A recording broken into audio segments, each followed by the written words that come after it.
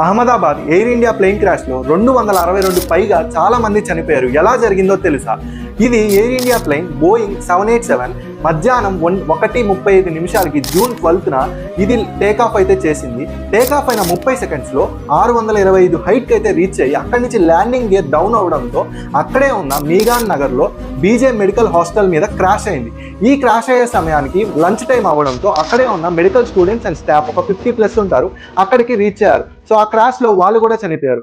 So ఇక్కడ ప్లెయిన్లో వచ్చేసి దాదాపు 242 ప్యాసింజర్స్ ఉంటే 241 ప్యాసింజర్స్ అయితే చనిపోయారు. వీళ్ళల్లో 169 ఇండియన్స్, 53 బ్రిటిషర్స్, 7 పోర్చుగీస్, 1 కెనేడియన్, అలాగే 12 క్రూ మెంబర్స్ ఉన్నారు. దీంట్లో విశాఖ్ కుమార్ మాత్రమే బతికి బయటకు వచ్చారు. మిగతా వాళ్ళందరూ అక్కడికక్కడే చనిపోయారు. ఈ ప్లేన్ అక్కడ హాస్టల్ మీద క్రాష్ అవడంతో అక్కడే ఉన్న 50+ స్టూడెంట్స్ కూడా అక్కడికక్కడే చనిపోయారు. సో ఇది మేజర్గా జరగడానికి రీజన్స్ వచ్చేసి ఎక్స్పర్ట్స్ చెప్పేది ఏంటంటే పైలట్ అక్కడి నుంచి మేడేకి కాల్ చేసిన అక్కడి నుంచి రెస్పాన్స్ అనేది రాలేదు.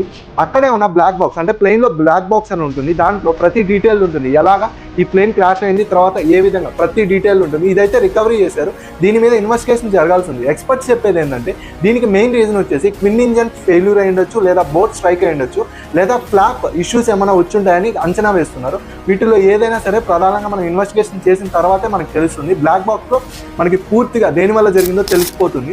సో దీని తర్వాత Tata group industries 1 crore compensation అయితే అనౌన్స్ చేసింది. దీని మీద మీరేమనుకుంటున్నారో కామెంట్ చేసి సబ్స్క్రైబ్ చేయండి.